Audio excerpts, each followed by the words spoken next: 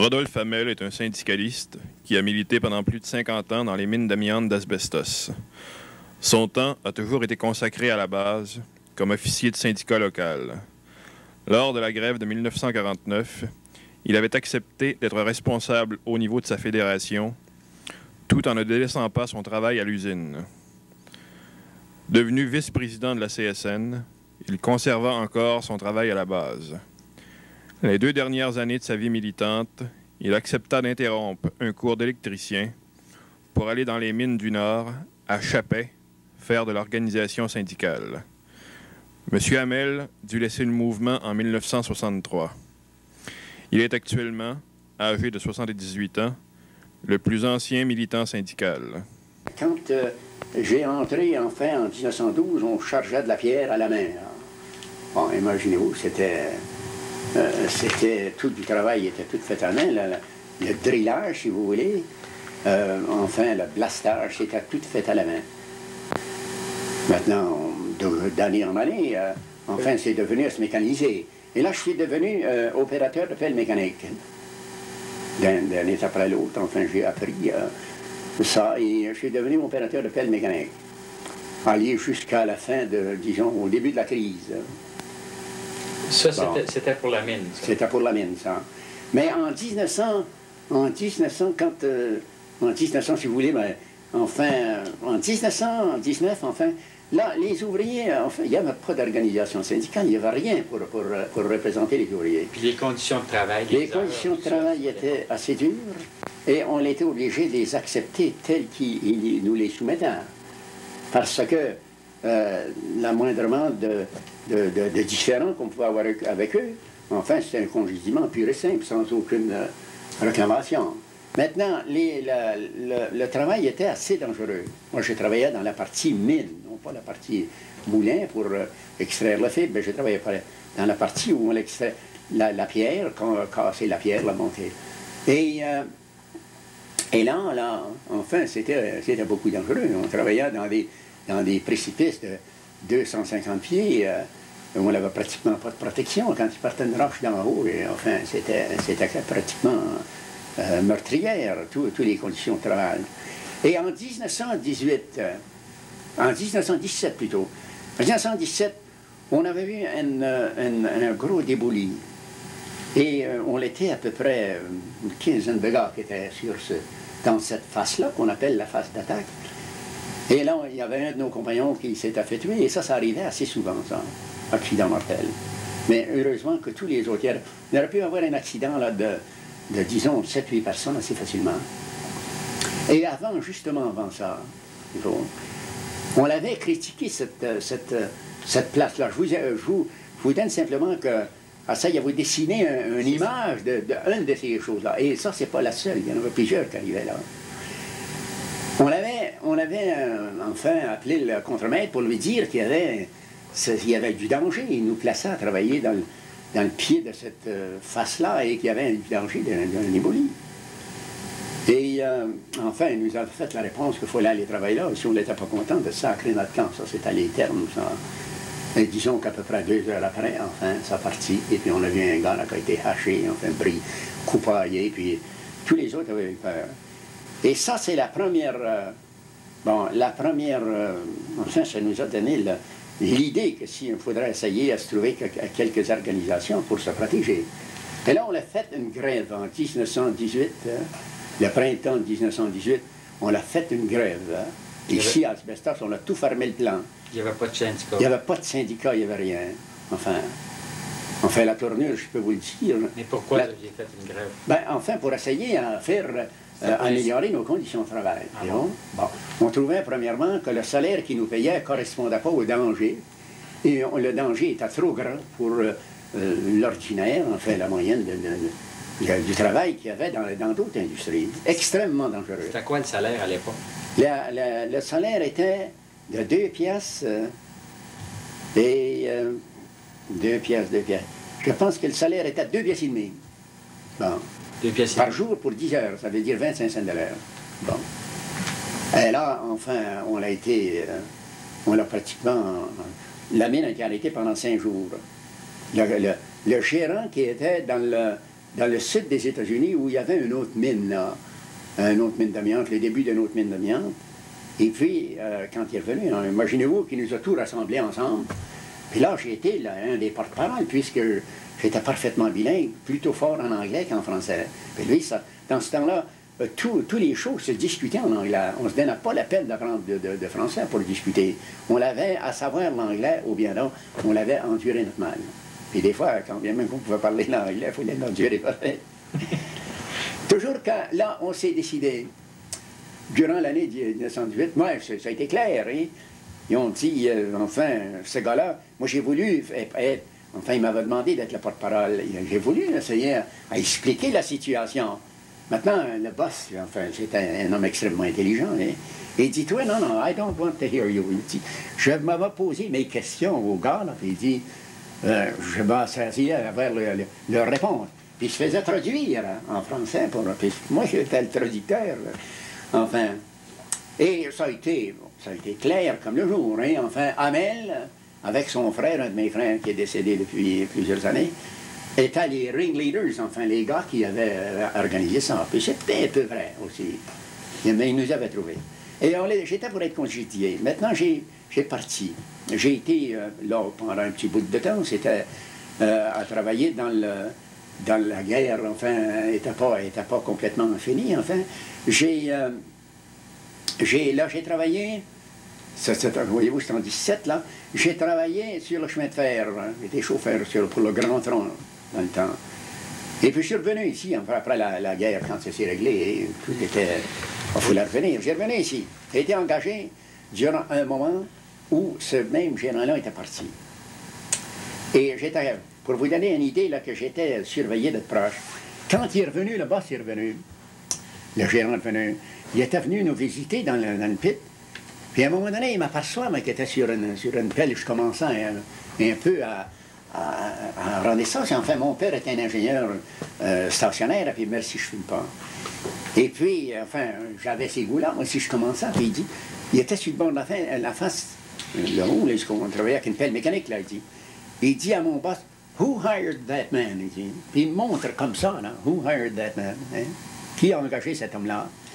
Et j'ai compris que mon boss a dit, it's Mr. Pressler, un autre surintendant qui était avec lui. Donc j'ai dit, ici, ma vie ne sera pas longue. Moi, je le savais, que tout est ce qu'il y a en arrière. Et mon boss me dit ça après. Bon, il dit, qu'est-ce qu'il t'a dit? Qu'est-ce que Shoemaker t'a dit? Donc, il me raconte la fin.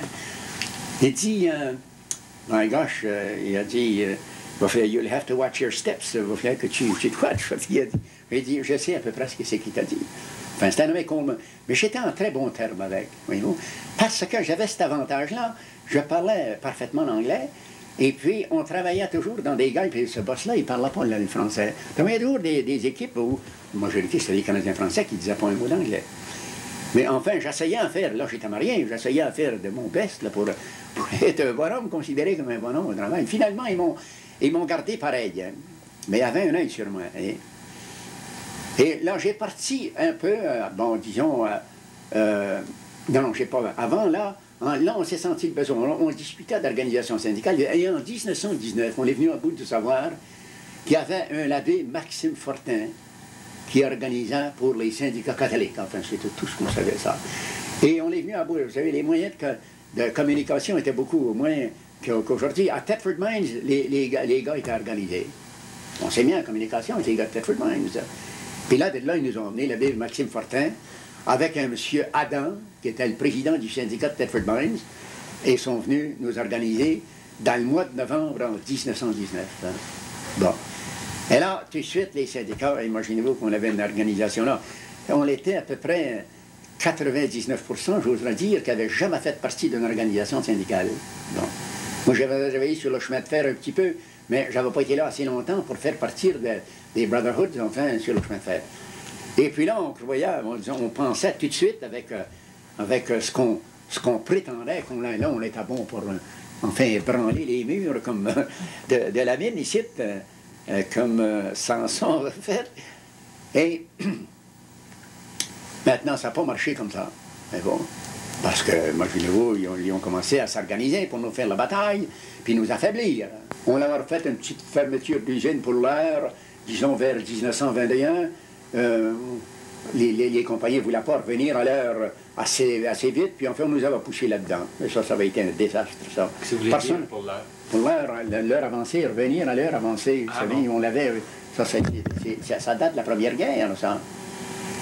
Et quand on l'avait là, un grief, ça existait, ça.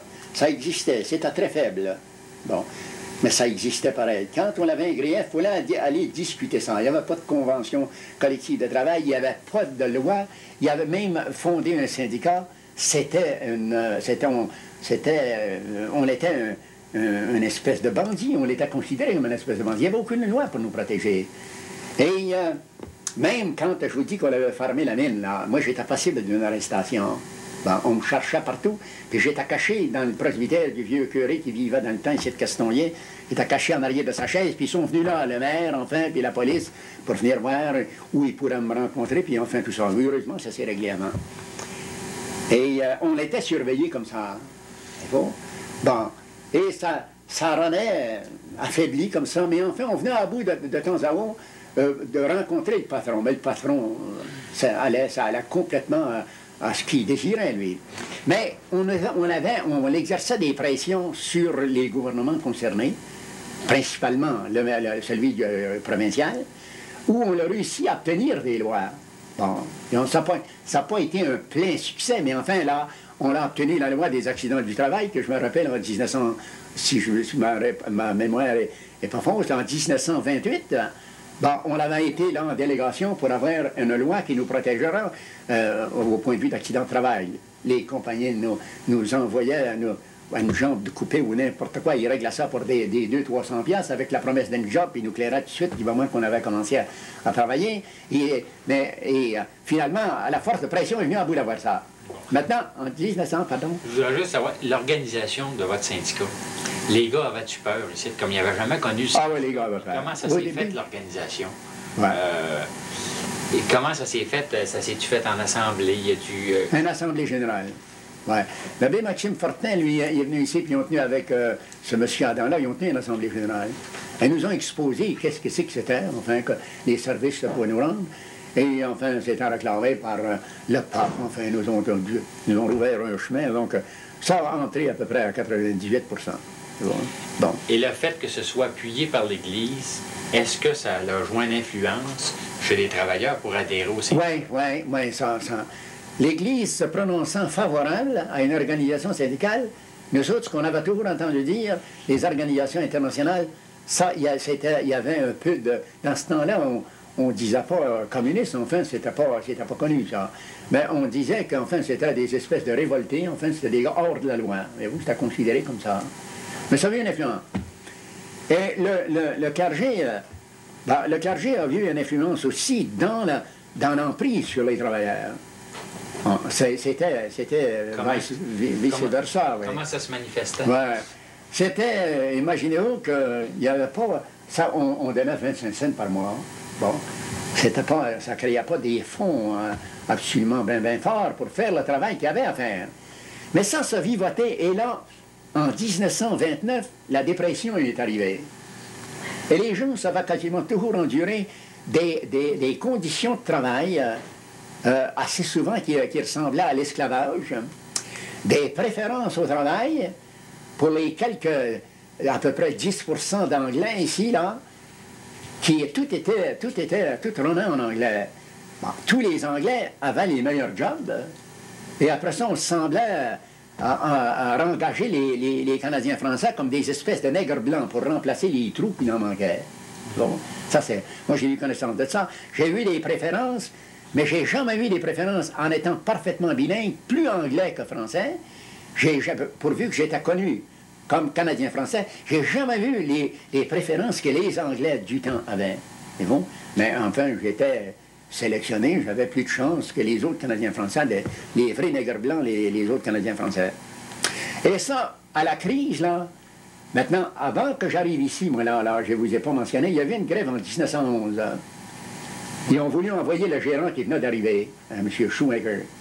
Et là, je vous ramène simplement, ça a été enfin une grève qui a duré pendant quelques jours, et ils ont voulu jusqu'à s'attaquer à lui. parce que c'était un meneur d'esclaves. Mais là, je vous ramène là, à la crise, au début de la crise, en 1929, là, en 1930, ils ont commencé à renvoyer du monde. Enfin, on est venu ici à travailler ici à 20 heures par semaine. Et là, ils ont pratiqué une vengeance à l'égard sur les Canadiens français pour se venger de 1911, la grève qu'on lui a faite, les Canadiens français, pour l'envoyer. Qui avait réussi à se faufiler pour rester. Alors, là, il y avait 80 quelques personnes, je pense, 85 membres qui restaient dans la vieille organisation. Bon, dans ce temps-là, on avait participé à la fondation des conseils centraux, on avait participé à la fondation de la CSN, on a vu des délégués ici, 4 délégués, je pense qu'on dit, donc je pourrais vous les nommer, enfin, Amédée Lavigne, enfin, Arthur Hébert, Arthur Delisle, ça c'est des gars qui ont été pour fonder la CSN. En 1921. Ah oui. Bon, à Hall, moi j'étais un des membres, puis j'étais substitut, moi, un de ces gars-là. Et ils ont fondé ça. Maintenant, là, je vous ramène, là, en 1929, il y avait absolument là, une vengeance, c'était clair comme le jour qu'il y avait une vengeance de tous les gars qui avaient commis là, des infractions ou qui avaient été contre le gérant. On les a congédiés, puis il est simple. Et puis on l'a fait travailler ici du monde pour aussi bon ici, avec 20 heures par semaine à 12 cents de l'heure. Il y a de dans ce bestas, il y a dans le travail le plus dur qu'il peut y avoir dans les cantons de l'Est. Bon. Et en 1935, les gens, c'était là où, je vous dis, qu'on s'est réorganisé, là, encore avec le secours de Thetford. Bon. Et là, les autres s'étaient réorganisés. Il y avait tout subi les faiblesses qu'on avait subies ici. Mais là, on s'est réorganisé. Et là, ça nous a conduit, ça, à une organisation solide en vertu de la loi. Enfin, on avait la loi des syndicats professionnels, on avait différentes lois qui nous protégeaient. Et là, on a demandé de signer un contrat de travail en 1936. Ça. On commençait les négociations en 1936, mais on avait commencé à s'organiser un petit peu en 1945. En 1936, là, à la fin, à l'automne, le syndicat était solide, et là, on demandait, en vertu de la loi, de la convention collective, on demandait, enfin, de signer une convention qui nous a été refusée par le gérant. Il a négocié, mais il a dit, je suis préparé à tout mettre ça en pratique, ready to agree, à tout ça, mais il a dit, I'll never sign, je ne signerai jamais un contrat de travail avec des ouvriers. Vous savez, il se dépréciait, enfin, tout ça. Et là, ça, c'était la révolte prise dans l'hôtel, ici, il était là dans la chambre. Moi, je n'étais pas là qui négociait. Moi, j'ai un enfant qui est venu au monde ce soir-là. Mais enfin, là, ils l'ont sorti dans l'hôtel, puis ils l'ont battu, puis ils l'ont emmené à l'hôtel de ville, puis là, ils ont fait promettre de sacrer son camp, jamais remettre les pieds ici.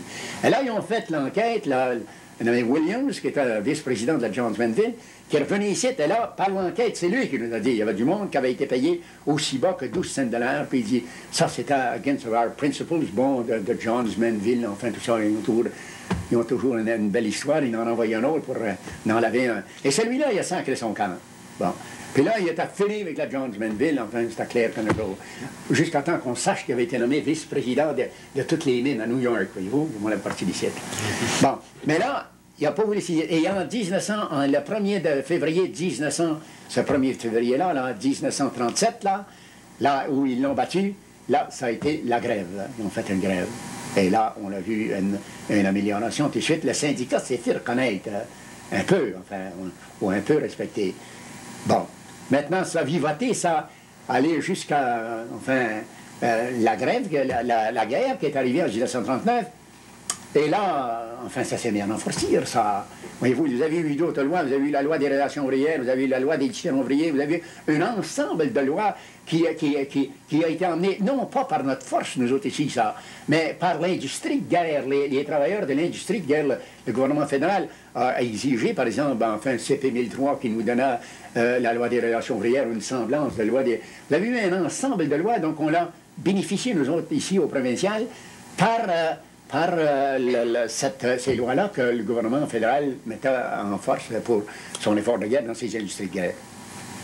Et moi, je retombe, ça continuait à être assez embêtant. Il gardait encore un assez bon bout. Ça va donner un bon coup, mais ça s'est mis à ralentir. Tous ceux qu'une bonne partie des gars qui avaient été les organisateurs, les gars forts là-dedans, on les nomme à boss, et puis on l'a resté avec le groupe de faibles, là. Et là, moi, j'étais malheureusement boss. J'étais malheureusement boss. Et j'étais sur la production. Maintenant, j'étais boss, et dans ce temps-là, les boss, on avait le droit de faire partie des syndicats, mais il ne fallait pas assister aux assemblées. Bon, on payait, je payais. Et finalement, je me suis tanné de ça, puis je suis revenu en salaire. C'est moi-même qui ai demandé de revenir à gage, à l'heure, parce que l'injustice se pratiquait dans les contremaîtres, la même chose d'affaires. Et j'ai pris la main là, j'ai entré. Avant ça, j'avais été président en 1929, j'avais été président de l'ancienne organisation. Mais ça, comme je vous disais, ça ne va pas de faire. Puis là, je suis redevenu, en 1936, je suis devenu officier du syndicat, en 1936. Et non, pas 1936, ça filait encore un bout, ça. Et c'est en 1945, donc on a donné le coup, là, ça a été bien pour le début, et après ça, ça s'est mis à ralentir.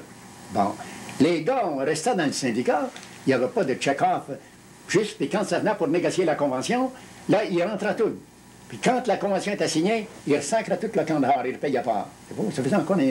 Et en 1945, là, mais on l'avait nommé, je bâtissais cette maison-là ici dans une coopérative, je ne vais pas prendre ça, on voulait m'avoir comme président. Et en 1946, j'ai entré comme président ici. Et là, je me suis dit, mais enfin, c'est le moment d'essayer de faire quelque chose. Je leur ai dit carrément, moi, si vous voulez me suivre, on va foncer dans le tas, on va se battre. Puis si vous ne voulez pas me suivre, on va casser ça, on va revenir à l'esclavage, jusqu'à temps qu'on ait assez parti pour revenir à faire quelque chose. Et là, ils m'ont donné le backing, ils m'ont donné l'appui. En 1945, on est embarqué là-dedans, 1946. Et puis, moi, j'ai repris les salaires là, d'une pièce. J'ai pris les salaires à 48 ou 49 cents de l'heure, je pense. On nous a remonté, on a fait une bataille, là, on a été devant le Conseil national. Enfin, le Conseil national nous a refusé. On a continué la bataille, on a fermé le plan ici. Et finalement, on faisait ce qu'ils appelaient des Wildcat Strike. On était à une journée, 2 jours, puis on retournait travailler. Enfin, on fait ce qui se faisait dans des industries, hein, peut-être que ça se fait un peu aujourd'hui. Et là, ils ont décidé d'avancer. Ils ont avancé et ils nous ont donné 10 d'augmentation de salaire avec une bonne vie chère. Et ça nous a emmené notre salaire à on avait 53 cents de l'heure, parce que ça nous a donné 58 cents de l'heure. Bon, après ça, en 1946, 47, 48, en 1948, là, les hommes étaient très rares et on est venu à bout d'avoir une augmentation de salaire avec l'incorporation du bonus de vie chère qui nous a donné 27 cents de l'heure d'augmentation. Ça a été la plus grosse augmentation de salaire de la région. Bon. Et en 1948, ça, en 1949, on est revenu pour demander, ça nous donnait 85 cents de l'heure. On est revenu pour demander la 15 cents de l'heure, avec encore des modifications de loi dans de la poussière, enfin, qui empestait encore le monde. On avait des gars qui mouraient de cette fameuse maladie d'amiantose, enfin. Et puis, enfin, c'était dangereux, mais enfin, on réussissait, on commençait à prendre le char. Et là, ils ont décidé de nous faire la bataille. Bon, là, c'était là que Marchand est entré en jeu, enfin, tous ces gars-là, Picard, qui nous sont venus en notre aide. Avant de rentrer dans cette période-là, j'aimerais, vous avez mentionné que vous avez bâti votre maison dans une coopérative. Oui. Est-ce que, en même temps que vous aviez quand même une bataille au niveau du syndicat, est-ce qu'il s'organisait d'autres choses en dehors de l'usine? Par exemple, à Asbestos, que les travailleurs, des instruments de défense, que les travailleurs... Oui. Ben, ça, c'est une ça ici, ça. Ça ici, c'est la première coopérative d'habitation de toute l'Amérique du Nord. Bon, au moins, c'est ce que... Elle a commencé en quelle année? Ben, elle a commencé en 1932. Ça, c'est... en 42. 41, on a commencé à organiser ça en 39, enfin, il y avait des procédures. Mais c'est en 41 qu'on a commencé à bâtir. Ça, c'est la première coopérative. Ça, c'est le juge Fortin qui peut vous dire ça, qui a été un jeune avocat qui est arrivé ici avec nous autres, qui nous a aidé à traverser ça. Toute la partie légale, on n'aurait jamais traversé ça. Nous autres, parce qu'on n'avait pas assez de compétences là-dedans. Mais lui, enfin, on a été obligé de bousculer beaucoup de gens pour passer chose-là. Et on a bâti ça ici, ces bâtis-là, ici, en 1900. Ça a tout été bâti ici, avec une moyenne à peu près de 2500 qu'on croyait avoir eu tout un petit peu de ça. Ça a été la première... Ça a été on a vu ça. Maintenant, on avait Ça, c'était l'organisation syndicale qui... Oui, non, c'était nous autres un groupe, ça. Mais moi, j'étais là-dedans. Un groupe de travailleurs. Un groupe de travailleurs. L'organisation syndicale, on l'a vu, la Caisse populaire, moi, je me rappelle de ça, enfin, on a commencé à demander ça, et finalement, ça fait comme partout ailleurs. La première chose qu'on a su, la Caisse populaire, on regarde ça aujourd'hui, c'est M. Intel, bon, puis c'est notre, moi, M. Intel, puis s'il y en a un qui a besoin de 50 000 piastres, lui, il l'a, puis s'il y a un pauvre travailleur qui a des parts là-dedans, a besoin de 4-5 000 piastres pour bâtir la maison, ils n'ont pas d'argent, la caisse est toujours vide. Bon, là, ils ont une caisse d'économie, enfin, ils ont pour dérouter ça. Maintenant, ça n'a pas été un succès. La caisse populaire, moi, je dis aujourd'hui, là, c'est un petit peu mieux qu'une banque, mais pas le dire mieux. Est-ce que vous avez fait, par exemple, des batailles de style politique aussi en même temps? Oui, j'ai fait ça. J'ai fait ça. Bon, on exerçait des pressions politiques, voyez-vous, ça. Bon, j'ai fait ça. J'ai déjà même jusqu'à été, ben enfin, vous savez, les politiciens. Moi, j'ai jamais eu dans l'intention de faire de la politique. Mais enfin, moi, je me dis, la négociation, ça débouche sur le terrain politique, ça. Ça débouche automatiquement. C'est bon? Quand les politiciens ne veulent pas nous aider, quand les politiciens ont là des lois, puis qu'ils ne veulent pas les mettre en pratique, ben, ça finissait par déboucher sur le terrain politique. Puis les partis politiques se revengeaient assez souvent sur les autres. Puis maintenant, ben, comme je vous dis, j'ai eu ce que débouché qu'en 1949, dans tout notre tripotage qu'on a vu, moi j'ai été arrêté, puis l'enquête qui a été faite, il y avait le représentant ici du comté, ici Albert Goudreau, qui était le représentant de l'Union nationale, qui était là avec la police provinciale, qui m'ont fait demander ici à l'hôtel Iroquois, ici pour enquêter sur cette affaire, puis enfin, il était parmi eux autres pour nous arrêter, puis nous fourrer dedans, puis nous garder dedans. Et vous, on était pendant 4-5 jours dedans, là. Ça. Mais j'en ai fait, après ça, même on l'a cru jusqu'à un moment donné, en 1952. En 1952, j'ai été le délégué, j'ai été délégué nommé par la CSN, la CTCC du temps, à Genève. J'ai été à Genève au ILO, Bureau international. Bureau international du travail. Bon, j'ai été là. Et, voyons, ce que c'est que je voulais rattacher à ça, enfin. Là, j'ai été nommé là à chaud. Et là, voyez-vous, avant de partir, j'avais fait du travail pour changer, faire d'opposition au gars que je vous disais, le membre de l'Union nationale qui enquêtait et qui était à l'auteur, qui prenait plutôt pour l'accompagner. Et là, on m'a demandé pour faire la lutte. Moi, si j'ai voulu faire la lutte, disons que ça aurait peut-être été une mauvaise entreprise de ma part, mais c'était justement à la place de la France. C'est moi qui ai été chercher la France, le ministre de la France, moi qui ai été le chercher, puis qui l'a emmené, puis qui l'a fait passer dans le genre. Ça se dit pas dans les journaux. Puis lui, après qu'il avait été bien gangrené dans le Parti libéral, il ne le dit pas. Mais ça a été fait, ça, par Rodolphe Hamel, ça, ici, ça. C'est vrai qu'il l'a fait envaler ici par le syndicat ici d'Asbestos, ici. Sans ça, tous les politiciens n'avaient peur de ce gars-là. C'est vous? Ça fait emballer. Mais j'ai refusé, puis je suis content d'avoir refusé, parce que moi, je n'avais pas la compétence avec une 7e année, enfin, de faire un... Bon, j'aurais peut-être pu faire des niaiseux comme il y en a, on en voit dans les jours-là, mais c'est pas ça que je voulais. Ouais. Bon, là, ça nous a conduit, ça, à la grève. Enfin, la grève, ça a été... Là, il n'y avait plus moyen de rien. Vous savez, quand ils sont aperçus à un moment donné qu'on avait la force et puis que ça marchait un peu, là, ils ont commencé à nous faire la bataille plus dure, vous voyez. Ici, là, il y a le curé Camiran qui est mort, c'est de valeur, c'est des preuves que vous ne devez pas avoir, mais la principale raison, quand ils ont... Tout ce qui s'est développé durant la grève, la principale raison de la grève, là, ils ont été le gars qui a été nommé pour régler ça, un nommé Lindell, enfin, la compagnie a été assez gentille d'aller chercher un ingénieur catholique, enfin, pour être mieux approché les prêtres du diocèse ici, parce que là, il y avait de plus francs-maçons avant. Et lui, là, enfin, il a dit, le syndicat, c'est bon, mais il dit, mais il ne faut pas que ça vienne trop fort, ça, le syndicat. Dit. Ça, c'était le défaut d'ici, Asbestos. Il dit, vous étiez rendu qu'on était obligé de vous donner, les syndicats, tout ce que vous demandiez. C'était pas vrai, ça, mais... Il dit, la raison de la grève, le syndicat était trop fort. Ça, c'est les paroles de Lindell, qui est encore ici, là, dans Asbestos, ici, puis je vous le dis, c'est les paroles de Lindell, ça, ils disent, au curé Camiran, le syndicat était trop fort. Bon. Tout ce qu'on a passé là-dedans, ben, enfin, ils l'ont réglé. Enfin, je suppose que vous en avez rencontré beaucoup qui vous ont raconté ce qui s'est passé là-dedans, dans toute cette grève-là. Ils nous ont fait une bataille à mort, ils nous ont emprisonnés, ils nous ont battu nos gars, enfin, ils nous ont... Moi, j'ai un de mes garçons ici qui est entré ici de chez nous, ici, il y avait après avoir été arrêté pendant 4-5 jours, il est revenu ici, là, je ne le reconnaissais pas quand il est entré ici, la face fendue sur toutes les barres ici, il battait pourquoi? Pour faire signer des déclarations contre moi-même, qui était son père, oui, que j'avais donné l'ordre de battre la police provinciale, puis enfin tout ça. Oh.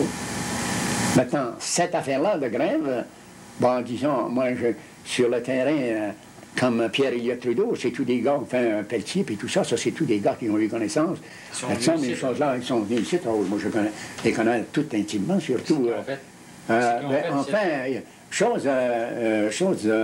Pelletier, lui, il était journaliste, hein, pour le Devoir. Puis Pierre-Éliott Trudeau, il suivait Pelletier. Bon. Ils sont venus ici. Non, mais j'ai dit, il pourrait vous compter beaucoup sur le livre de la grève d'amiante. Il est tout probablement que vous avez peut-être lu ça. Oui. Mais là, eux autres, ils ont donné une valeur à ça sur des terrains. Donc, nous autres, on ne peut pas entrer là-dedans. Pierre-Éliott Trudeau, c'est un économiste, et puis l'autre, c'est un journaliste. Enfin, c'est des gars. Nous autres, on sait que ça fait beaucoup de bien. Parce qu'on sait que 2 ans après la grève, quand bien même qu'on a eu beaucoup de difficultés à régler, là, on sait que 2 ans après la grève, on avait le salaire de base, le plus haut de tout le Canada, ici, à 1,51 $ de l'heure, ce qui ne se payait pas dans n'importe quelle autre industrie. C'est ce qu'on nous a dit, et c'est le gouvernement lui-même qui nous a dit ça. Et je vais vous parler. Je veux que vous m'en parliez, parce que ce qu'on lit, c'est pas ce que vous avez vécu, vous. Ben, la grève, regardez, la grève, on l'a essayé par tous les moyens à écraser les ouvriers. Au point de vue de publicité, nous autres, qu'est-ce que vous voulez? La CSN, on n'avait pas de fonds de grève, on n'avait absolument rien pour se défendre à part de ce qu'on pouvait dire, puis très peu ce qu'on pouvait payer. Maintenant, j'ai été dernièrement voir, enfin, le chef et Monseigneur Charbonneau ont été voir ça. Bon, enfin, ça me rappelait un peu, mais c'est loin de... C'est une pâtisserie, au prix de Casquesset qui est arrivé, voyez-vous. Parce que ça, c'est tout des à côté, la grève. Ça a été rien que le renvoi, tout ce qui est rattaché à... Ça a été le renvoi de Monseigneur Charbonneau. Enfin, c'est ça qui semble être le gros de l'affaire. Non, ça a été bien pire que ça.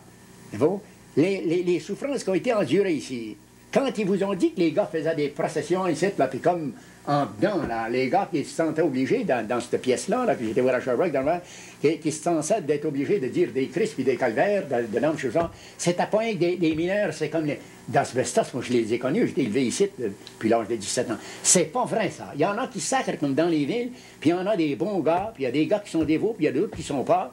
Puis dans les femmes, c'est la moyenne de tout le monde ici. Il n'y a pas de démons ici dans ce bestas ici là. Bon, essayez à nous représenter comme des espèces de révolutionnaires, des espèces de gars qui pouvaient faire n'importe quoi. Ils nous ont accusés de toutes sortes de choses, donc qui n'étaient pas vraies. Vous? Maintenant, les gars, tout ce que c'est qu'on enseignait à faire, on enseignait à se tenir ensemble. Puis ça, moi, je dis encore, j'ai été un des principaux gars ici qui a fait ça. Puis qu'on n'en dormait pas, ça durait, c'est à partir du 13 février, aller jusqu'au 1er juillet, ça qu'on n'en dormait pas. N'en dormait pas pour soutenir la morale de nos gars qui tombaient. Et puis, qui ce qui les faisait tomber? C'était tous ceux qui vivaient avec nous autres. Tous ceux qui vivaient. Des associations de marchands, puis des associations d'hommes d'affaires. Mais je ne sais pas comment ce qu'on a eu de toutes les bords dans toute notre région, je parle. Moi, j'étais président de la Fédération des mines. J'ai été président du syndicat, puis là, j'étais président de la Fédération des mines, puis je suis devenu vice-président de la CSN, ou de la CTCC du temps. Et c'était épouvantable. Partout, on rencontrait des maudites associations qui essayaient. Puis les patrons disaient toujours, on est prêts à négocier, nous autres, avec eux. Mais pas les associations, pas la CTCC, puis pas la Fédération, puis même pas le syndicat. Ils voulaient négocier avec les gars. Ils étaient tellement habitués de les écraser, puis... il n'y a pas eu de John Manville ici. Ça se faisait de même à la ronde. Ça. Mais John Manville, c'était un des qui était aussi pire que les autres, qui n'était pas un petit peu pire, excusez-moi. Non, c'est pas grave. Bon. Maintenant, les souffrances s'est endurées. Enfin, les souffrances, on l'a vécu avec des collectes recommandées par Monseigneur Charbonneau, si vous voulez. C'est lui comme il s'en marque.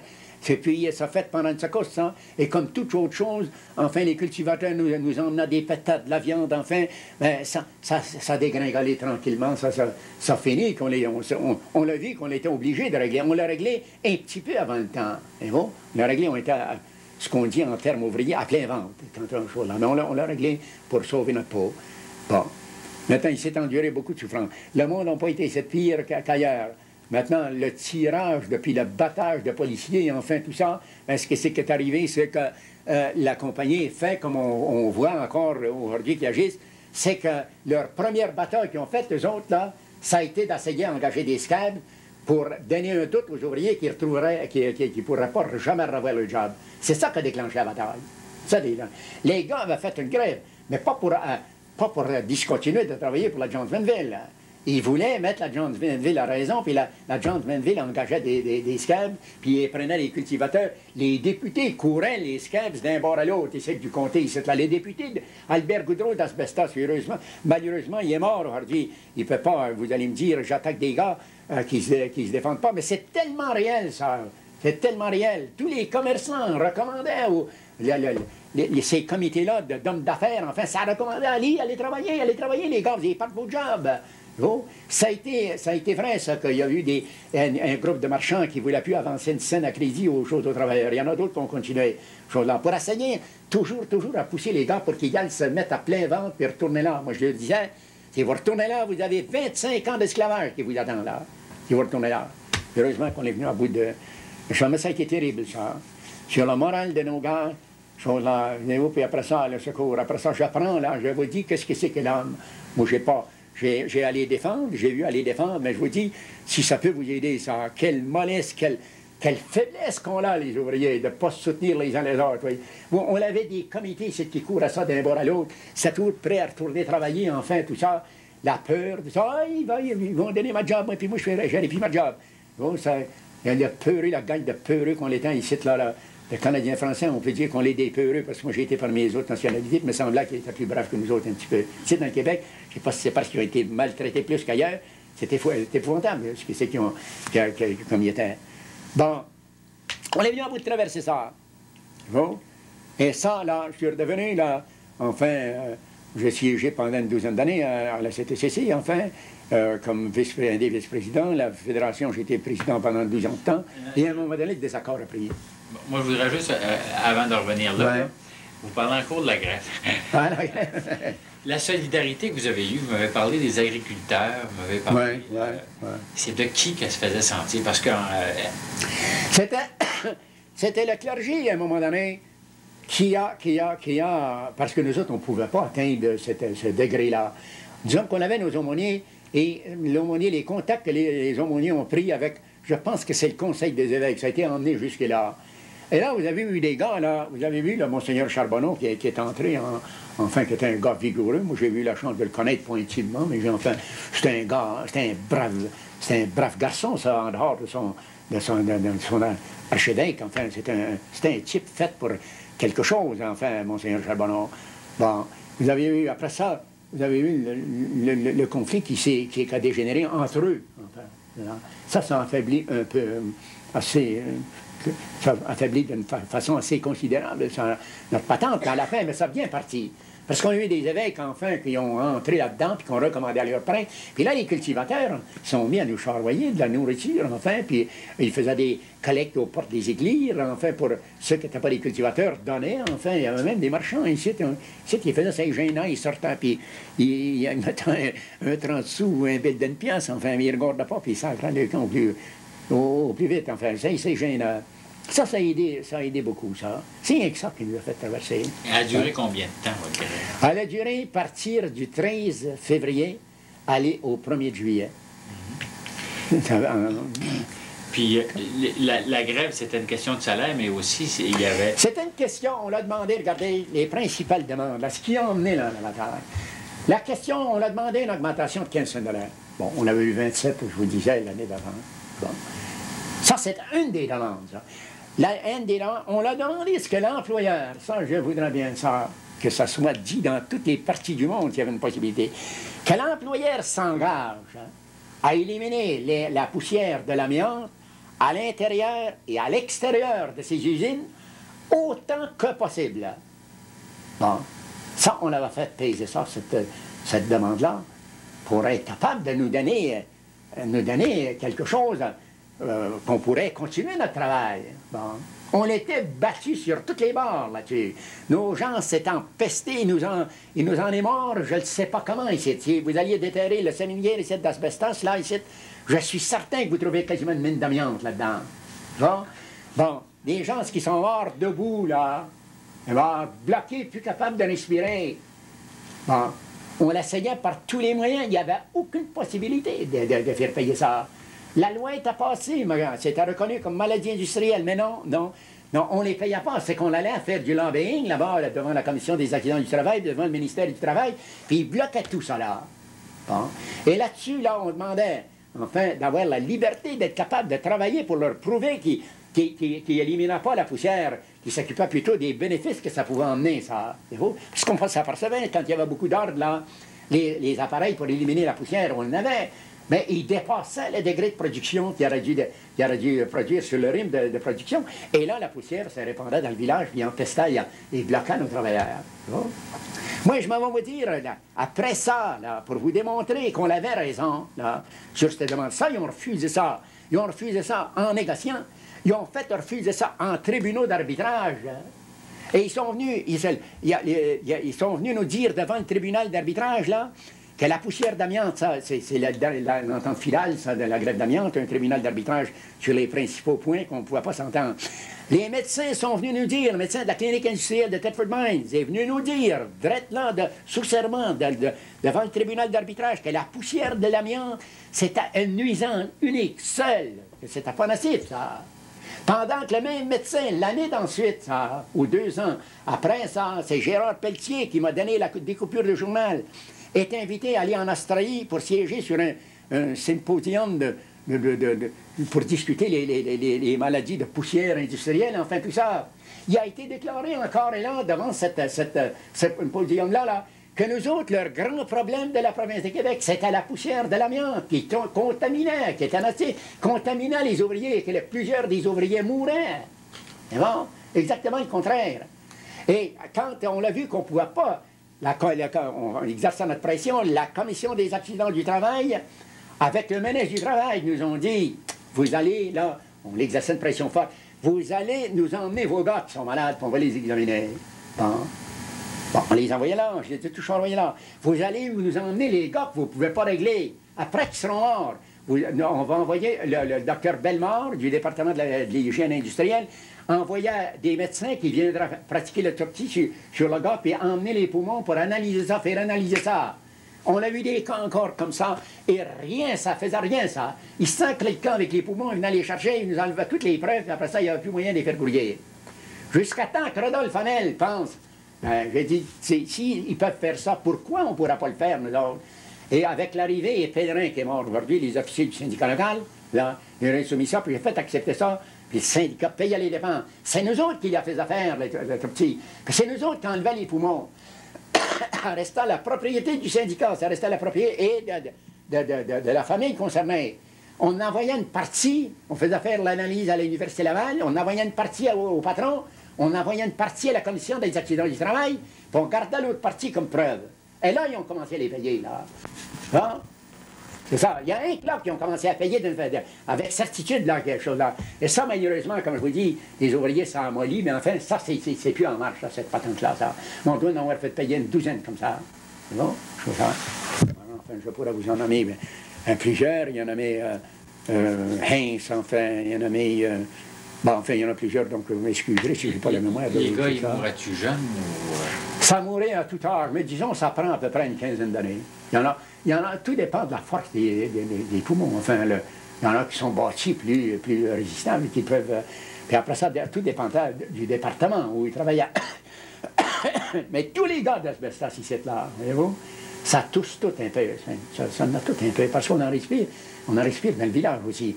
Mais là, moi, j'ai vu, mon pauvre monsieur, j'ai vu avant qu'on ait de la protection, là, mais si la demoiselle n'a pas reconnaître un homme dans la poussière, dans les chambres, là, il y avait des gars qui rentraient là-dedans.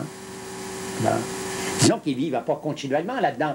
Il y en a agressé, là, les mécaniques montaient là-dedans, puis ils rentraient là-dedans, puis tu voyais un gars, là, à peu près 10 pieds, puis tu n'étais pas certain.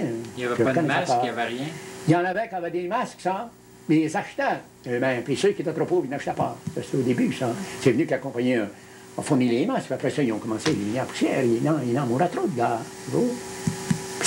C'est clair, ça. Parce que vous avez là, actuellement, je ne sais pas si vous avez été mis au courant de ça, vous avez plusieurs États où on ne veut pas même manufacturer de l'amiante dans ces choses-là. Parce qu'on a commencé après des études, enfin, que c'est tellement nocif, enfin, que ça affecte non pas rien que juste les travailleurs, mais ça affecte la communauté qui vit alentour. Ça, c'est... Il y avait une chose à... Puis comme système de ventilation, il n'y avait pas grand-chose. Il n'y avait rien. Il n'y avait rien. Aujourd'hui, ben, enfin, vous avez plusieurs... Mais quand bien même qu'ils vous disent qu'il n'y en a pas, moi, je vous inviterais à venir ici, dans l'été, quand le temps, quand il vente pas trop, là, le soir, au soleil couché. En venant de Richemont, vous avez descendu par Richemont, là. Quand vous êtes sur les côtes, là, vous commencez à descendre, vous regardez, là, puis vous voyez tout un gros nuage blanc, là. Mais le rôle des femmes durant la grève, ça a été bien important. Parce que si les femmes n'avaient pas été derrière leur mari, c'était terrible. Parce où il y a eu des scabs, devant la femme de derrière. Je sais pour ma part, dans ma famille, moi, dans ma propre famille, pas mes enfants, mais mon frère, sa femme était contre la grève et puis ça a fait une division dans la famille. Ça a fait des divisions terribles dans la famille, dans les familles, dans Asbestos. Il y avait un climat de haine. Puis aujourd'hui encore, on va parler de quelqu'un, nous autres, ceux qui ont fait la grève, là, c'était les scabs. Voyez-vous, tout de suite, on essaie de passer par là-dessus, mais on n'est pas réellement pas capable. Parce que même si on pardonne, le mal, ça ne s'oublie pas. Ça se pardonne, mais ça ne s'oublie pas. Puis si les femmes n'avaient pas été derrière leur mari pour les soutenir, il y en aurait beaucoup plus. Puis ensuite, il fallait que la femme soit courageuse, surtout pour ses enfants, des enfants qui étaient obligés d'attendre après les camions de marchandises pour les chausser. Vous en aviez combien à cette époque-là? Oh, à cette époque-là, on en avait 14. Il n'y avait rien qu'une partie qui travaillait à Montréal. Puis le plus âgé de tous, il travaillait à la compagnie, puis il avait fait un travail d'organisation, puis il a été battu terriblement durant la grève, puis il a été marqué pour la vie. Aujourd'hui, il n'y a plus de mère. Puis vous savez, quand on ne savait pas, il l'avait amené à la maison des gars malades, puis il l'avait battu. On a su ça par les grandes filles qui allaient à l'école. Maman, ils ont battu Jean-Noël. Oh, ça, s'il n'y a rien qui fait mal au cœur comme ça. Tout à coup, on voit la photo sur la presse, là, elle joue toute tuméfiée. Essayer de calmer le mari, puis essayer de calmer les autres plus vieux qui voulaient faire la part, puis aller lui donner à voler. Mais il ne fallait pas. Il ne fallait pas, parce qu'elle revenait toujours contre nous autres. Hein. C'était nous autres qui... surtout la police provinciale était terrible ici. Alors, c'était difficile. Puis la femme, vous avez raison de dire que la femme avait un rôle à jouer là-dedans. Si la femme n'est pas derrière le mari, ça ne marche pas. Si l'homme arrive et qu'il a fourni une journée épouvantable à courir sur les fronts de la grève et puis courir ici puis là, puis qu'il arrive puis que la femme descend sur le dos puis on n'a plus rien à manger puis tout ça, puis toi, ben, tu seras bien mieux d'aller travailler. C'est ça qu'il y avait. Va travailler, comme David, oh, t'es bien, tu ne travailles pas. Moi, je travaille pareil. C'était vrai. Au fond, c'était vrai. Mais c'est ça qu'il ne fallait pas faire. Puis ensuite, ben, il a toujours resté la prière. Quand Jean-Noël s'est fait massacrer, l'aumônier est arrivé, puis on a perdu notre prière. Il n'y avait plus rien que ça. On n'avait plus rien pour s'accrocher. Puis il n'y avait plus de fond. Il ne savait plus comment arriver pour faire vivre les gens. Parce que les gens sont nés à longue, vous savez, ils sont désintéressés. Hein? C'est quelque chose qui dure en longueur. Là. Moi, quand je vois quelqu'un qui fait la grève, là, je les plains amèrement. Je dis toujours que c'est la pire chose de toute la grève. Il ne faut pas décider une grève comme ça, la légère. Bon, c'est que c'est grave. Parce que ça dure si longtemps. Aujourd'hui, ben, je pense que c'est encore pire que c'était dans ce temps-là. Parce que les patrons sont encore plus ancrés dans leurs idées. Pour rajouter à ce que c'est qu'elle vient de vous dire, quand il ramassait durant pour vous montrer la gamique qu'il y avait là-dedans, la compagnie fournissait un local pour la police provinciale dans une bâtisse qui avait bâti en face de l'hôtel qui était un club, le club Iroquois, ils appellent ça le club Iroquois, c'est un hôtel. Les policiers restaient dans l'hôtel de la compagnie. En avant, c'était cette bâtisse-là. C'était le bureau de la police provinciale. Puis ces gars-là, ils ramassaient nos gars ici, puis ils les emmenaient là, puis ils les battaient. Parce qu'il y avait des policiers provinciaux qui étaient venus ici et qui avaient voulu défoncer la picket line en briseur de gravier. Ils étaient trop larges pour dire qu'ils étaient de la police provinciale. Et comme de raison, ça fait un conflit sur la picket line. C'est ça qui est le principal bataille qu'il y a eu là. Puis ici, là, ils charroyaient nos gars, les miens qui ont été arrêtés aussi, puis ils les emmenaient dans cette patente-là, dans cette bâtisse-là, là. Et là, il y avait le concours, il avait fait venir ici, il y avait des lutteurs du temps, là, des étoiles du temps là, de la ville de Montréal, ici, qui étaient ici avec eux. La police provinciale, il y en avait des capables, puis ils battaient les gars. Puis, pour se revenger contre ce conflit-là qu'il y avait eu là-bas, ils les battaient là-dedans, puis ils leur disaient, là, vas-tu retourner travailler encore, avec quand il y avait la figure toute déchirée sur toutes les barres. Je pourrais vous nommer encore des noms. La chose, Patnaud, qui était officier de police dans la police provinciale. Hubal Legault, qui a été chef de police dans Saint-Léonard-Port-Maurice. Le chef actuel de la police provinciale, ça c'était tous les gars qu'on était supposés, qu'on nous avait dit qu'on était tous pour sortir dans la police provinciale. Benoît, qui est rendu à la tête de la police provinciale. Comment il s'appelle? Bon. Ah bon. Ça, ce n'était des gars, ce n'était des bourreaux qui battaient nos gars, ça, c'est ça. C'est faux. Lieutenant Tim Luns, qui a continué à faire partie sous le régime de l'Union nationale, ces bandits-là, là, quand le sage est entré, ils devaient tous nous envoyer ça.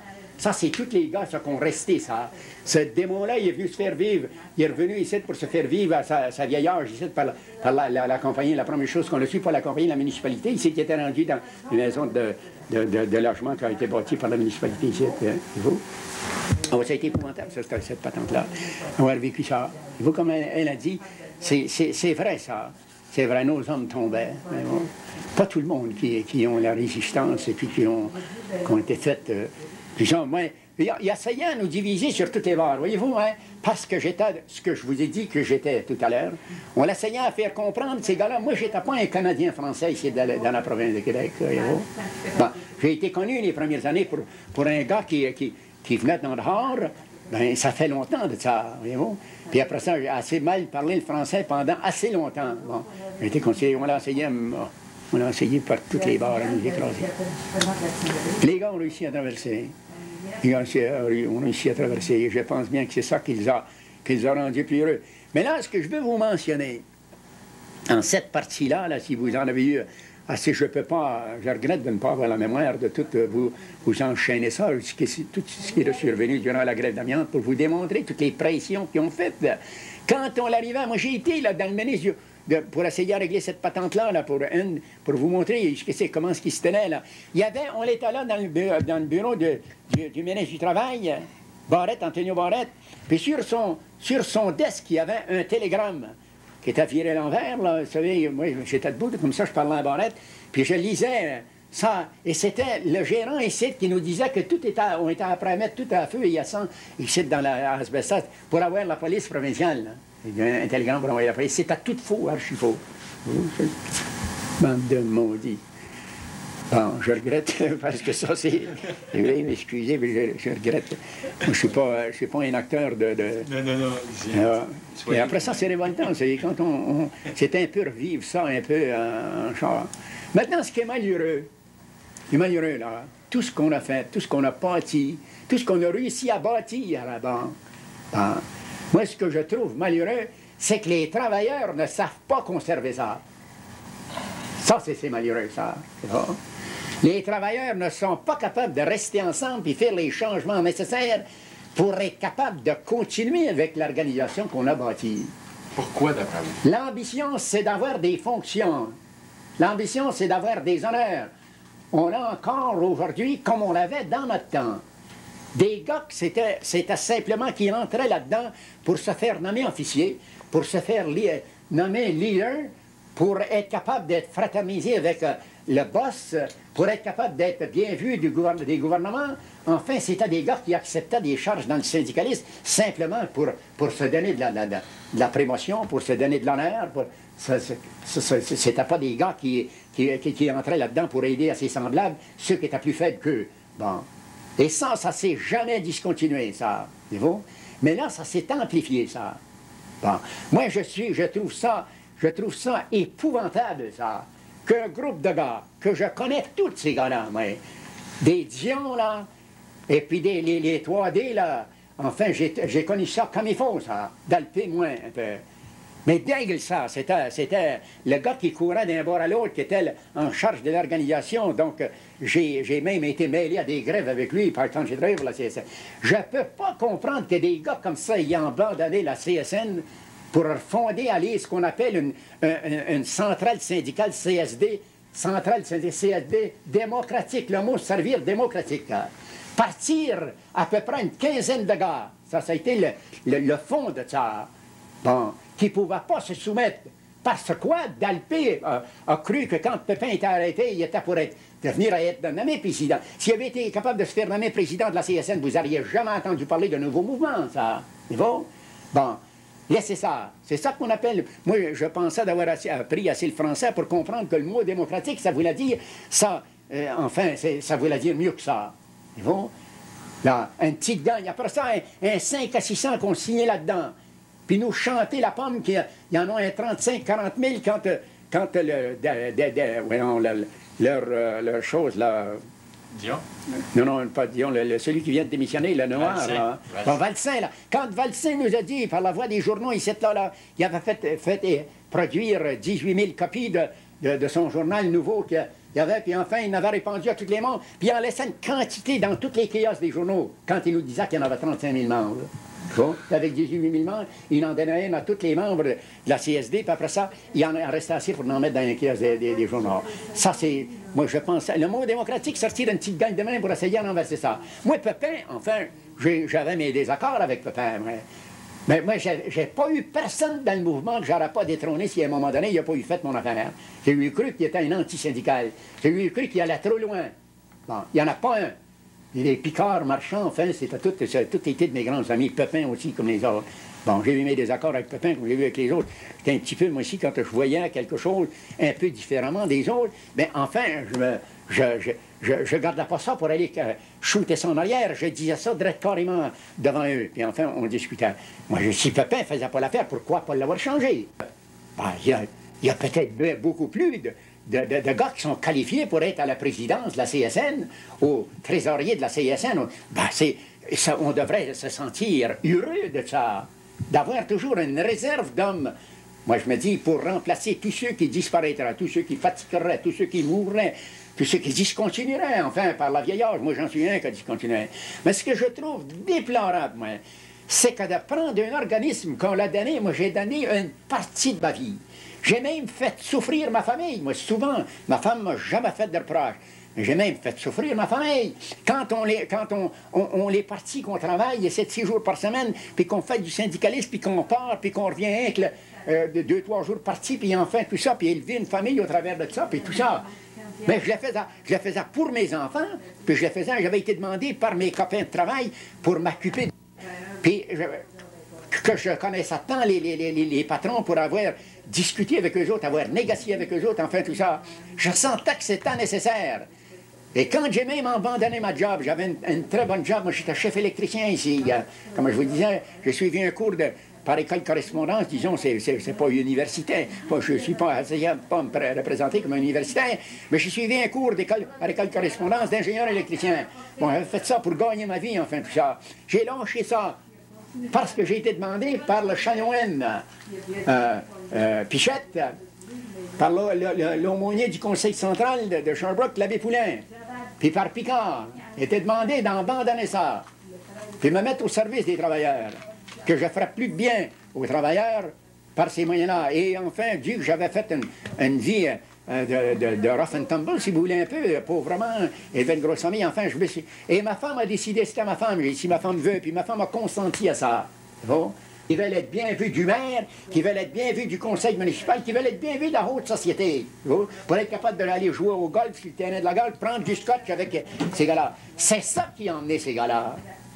Parce qu'ils trouvaient que les pères capitaux qui payaient à la CSN, après que la CSN leur a eu mis la couche, qui avaient besoin, les autres là, qui ont eu tout dépensé les fonds de la CSN, mais à la grève de l'amiante, la CSN s'est mise à sec.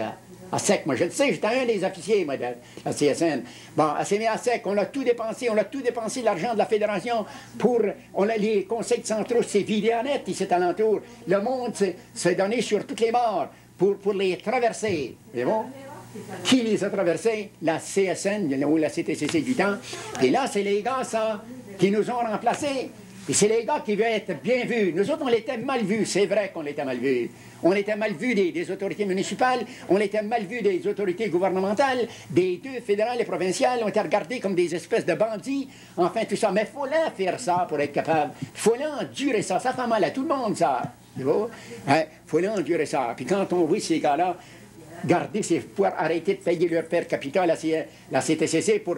Ils ont une bâtisse ici, puis ils ont des bureaux là, et puis ils sont là-dedans comme des officiers du gouvernement, comme des ministres du gouvernement, voyez-vous, qui vivent au dépendant des travailleurs, puis qui n'ont pas la force de les défendre parce qu'ils là, ils ont des conflits, là. Oh. Moi, je trouve ça épouvantable. Je sais pas.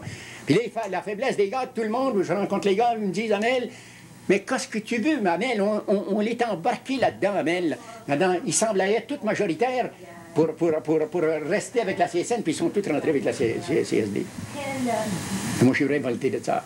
Révolté. Je pense ça de connaître le monde. Là, j'ai 78 ans passés, je pense ça de connaître le monde. Puis je ne la connaissais pas du tout. Je ne connaissais pas ça du tout. Bon. Moi, je me demande qu'est-ce que c'est que vous avez à faire, les jeunes, vous autres, là, pour ramener ça, ramener cette mentalité, que la moindrement qui mangent, puis qui ont le ventre un peu plein, puis qui ont des capacités un peu supérieures aux autres. Ça, c'est nous autres, les Canadiens français. Je discrédite pas personne, là. Je discrédite nous autres. C'est nous autres, les Canadiens français, qui sont bâtis comme ça.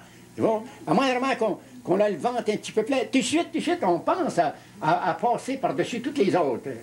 Ah, on abandonne toute la masse.